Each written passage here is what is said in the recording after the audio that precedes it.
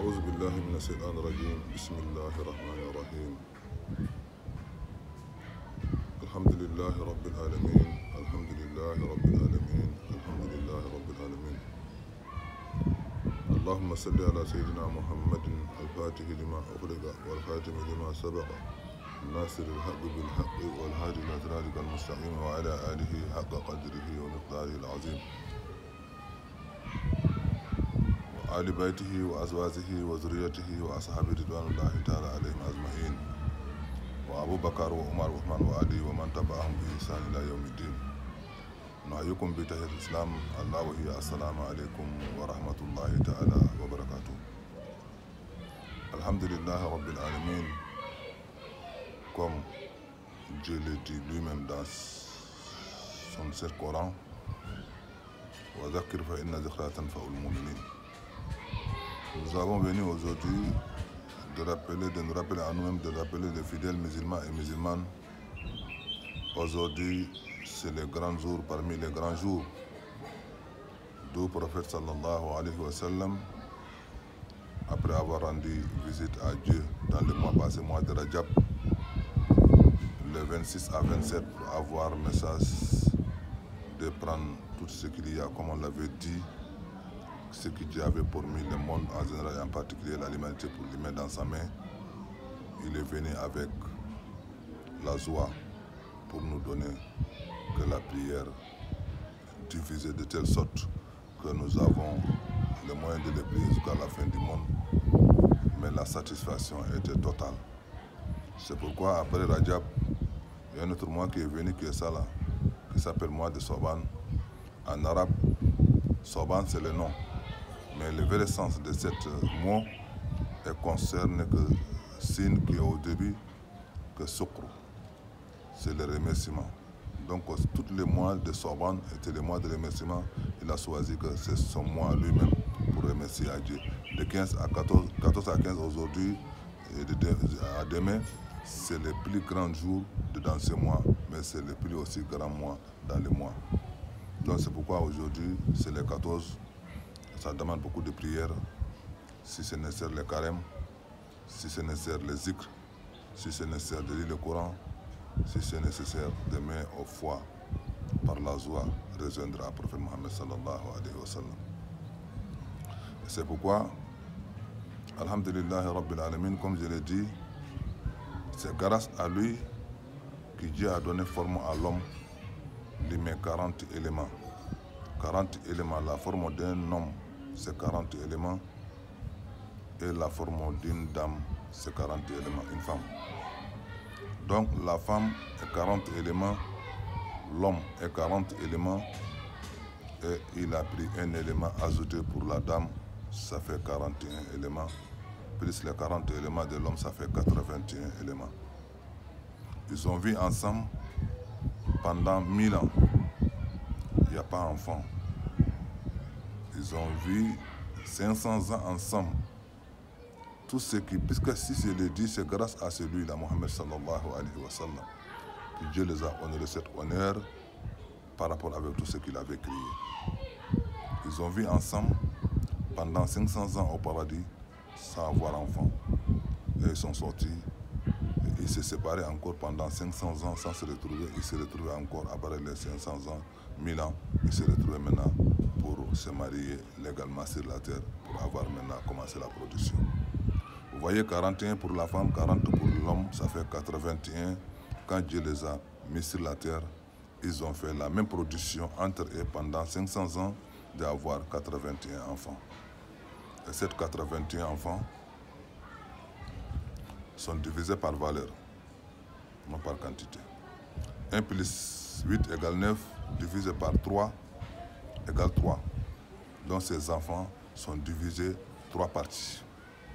Et ces 3 parties, c'est grâce à ce prophète sallallahu alayhi wa sallam, nous avons pu identifier comment Dieu les a créés avec ses points, comment Dieu les a créés avec leur forme, comment Dieu les a créés à leur temps, combien des années ils sont vus, quel comportement qu'ils avaient. C'est grâce à ce Mohammed sallallahu alayhi wa sallam, avec son Saint-Coran, qu'on a pu avoir le connaître. Sinon, le temps est trop loin différent.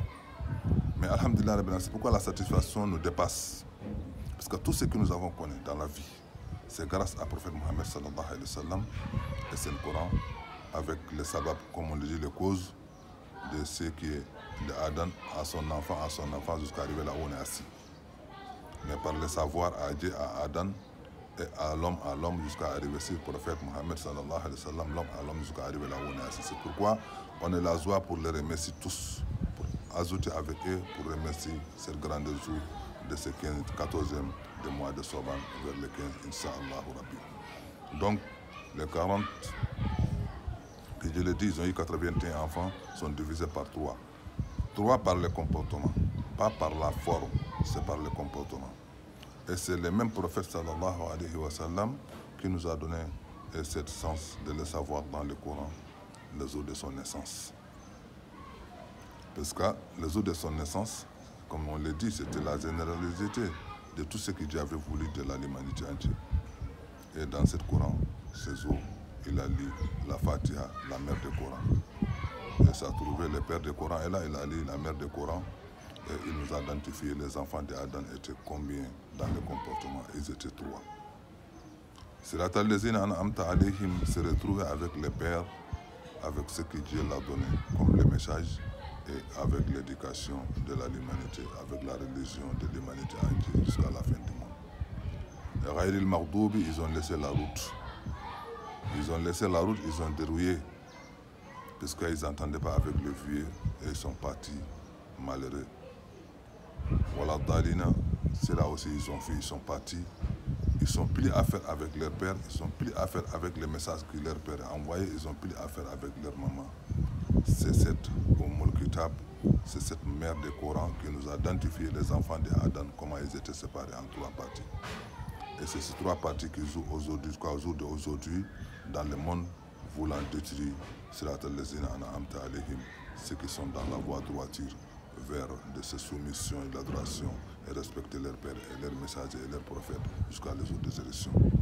Chers frères et sœurs, c'est la joie qui nous anime, mais pour seulement la courte, j'ai dit, Alhamdulillah Rabbil Alamin, nous essayons toujours de battre pour parmi ceux qui sont Sirata allazina an'amta alayhim jusqu'à notre dernier respiratoire, avec tous ceux qui nous entendent, avec tous ceux qui nous écoutent, avec tous ceux qui nous regardent, de l'obéir à Dieu, de se soumettre à ses ordres, d'aimer à prophète Mohammed sallallahu alayhi wa sallam. Comme la religion, c'est une éducation, nous avons s'y éduquer à nous-mêmes et nos enfants s'y se voir. Comme l'islam, c'est la paix, nous partons avec l'islam pour la paix de l'humanité entière et grâce à cette éducation que Dieu l'a éduquée. Et si nous avons l'aimé. Et la suite, l'islam, c'est la paix. Et la prière, c'est la propriété. Nous avons se accompagner pas en pas, ni jour, dans nos foi, dans nos pensées, dans nos intentions, dans nos paroles, dans nos actes, sans égoïsme, sans orgueil. Et tous ces sens, ça participe avec la reconnaissance de ce qui est le messager Mohammed sallallahu alayhi wa sallam. Il ne manque pas aussi de nous aimer et de, comme Dieu l'a dit à lui, Oma arsalnaka illa rahmatan lil alamin. Si nous avons sens d'avoir participé avec ceux qui sont avec lui dans ce message, nous allons toujours être en linge. Nous n'avons pas peur de quelque chose. Parce que si tu as peur de Dieu, si tu as aimé un prophète, si tu es courageux, si tu as la foi, il faut être sincère. Parce que quand tu n'as pas de mal à quelqu'un, si quelqu'un a le mal de toi, ça c'est son problème, mais toi c'est pas ton problème. Dieu ne peut pas lui donner la chance d'avoir victoire, c'est toi. Kafallahul mu'minin al-qitala. Ceux qui sont cette foi, Dieu les veille sur eux et aussi les regarde et ils seront en sécurité partout où nous sommes. Parce qu'ils n'ont pas de mal à quelqu'un, ils n'ont pas contre quelqu'un, ils n'ont pas de refus à quelqu'un, ils n'ont pas l'orgueil à quelqu'un, ils n'ont pas menti à quelqu'un, ils n'ont pas refusé à quelqu'un, puisque ce n'est pas leur devoir. Leur devoir, c'est de s'aimer. C'est ça qui est de l'éducation du prophète Mohammed sallallahu alayhi wa sallam. J'arrête là aujourd'hui, Inch'Allah. On parlera d'autres choses, comme l'éducation de l'homme, et l'éducation de lieu culte, et l'éducation du travail, et l'éducation de la famille, et l'éducation de la société. Tout ça là, c'est les éducations qui permettent l'islam d'être en valeur sur la terre. Inch'Allah, Rabbi, wa salam alaikum wa rahmatullah. rahmatullahi ta'ala wa barakatuh.